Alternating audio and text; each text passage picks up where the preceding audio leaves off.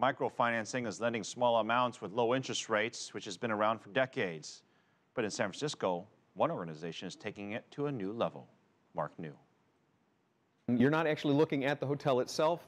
Bob Harris was curious to find out whether the microloans he made through a site called Kiva made any difference.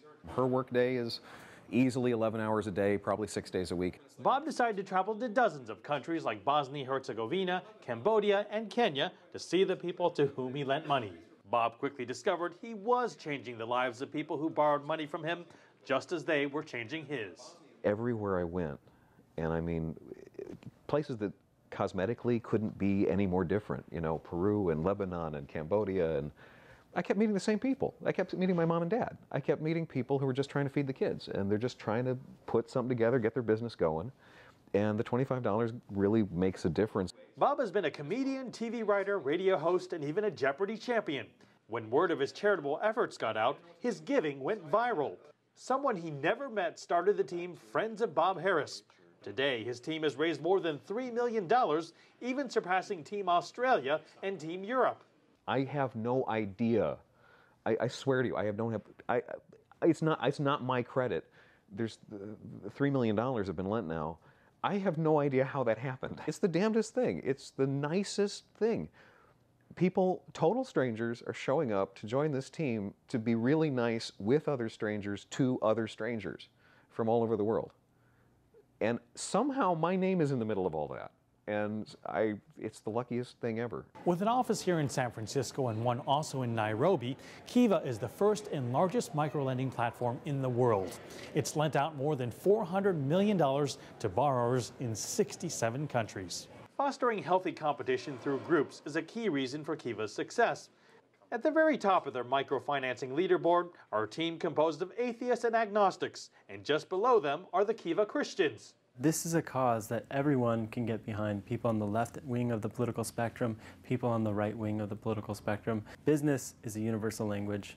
As for Bob, borrowers have paid back more than 99% of his loans, which is exciting to him, because then he knows it worked, and that he can take that money and lend it to someone else around the world. Mark New, CCTV, San Francisco. For more about microfinancing in the future, David Roodman, he is a senior fellow at the Center for Global Development. Welcome to Biz Asia America. Great to be here. I think we understand microfinancing, but it's changed over the years. Certainly. Give us your take on exactly what the difference between microfinancing is and all the other methods that we know, which is going to a bank or going to your buddies. Right. Well, there's no sharp line, but the general thrust of microfinance is that you're trying to reach poorer people. And one thing that they don't have that wealthier people have is collateral, right? They can't prove that they own their house, and they may not actually own their land. And so what substitutes for that is they often come in groups. And if one person won't pay, the other people have to pay. And people choosing each other and vouching for each other makes them credit worthy. All right, let me just take a step back here. Let's pretend that our cameraman Ron wants to borrow money for a project that he is doing, for example. So you're saying he goes to this group and the group loans him the money. Is that? Well, he'd have to get me and you and a couple other people together and say, we'll all go as a group to the microfinance bank and we'll all take loans together. And we'll all promise that if you don't pay, that the rest of us will pay. Okay, so we're the collateral, basically. Exactly. Our reputation becomes the collateral. But we don't loan the money. We're the collateral. That's right. We get the loans, right? Now, personally, I don't want to be on the hook if you default, right? So this is something I'd only do if I didn't have a better option, which could be the case if I'm poor. It sounds good, but I can see nothing but problems here because there's an issue of the legality. When something bad happens, everyone's going to be on their phone with the lawyers, and maybe not over a couple dollars, but I imagine more than just a few dollars is being loaned out here.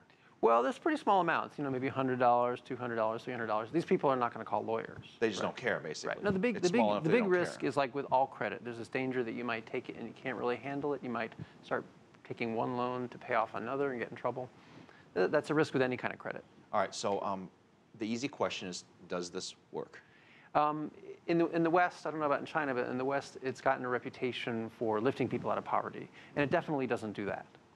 But if you try to imagine your life without any financial services, no loans, no credit cards, no savings accounts, it'd be pretty rough. And the same thing goes for poor people. So I think the general idea of bringing these useful services to lots of people is a good thing. But is it useful? I mean, giving somebody who is in desperate need of a few $100s, Right. It's hard to see how that's going to change someone's life or for somebody to start a business, for example. Most of the people who use this are poor, but they're not truly desperate.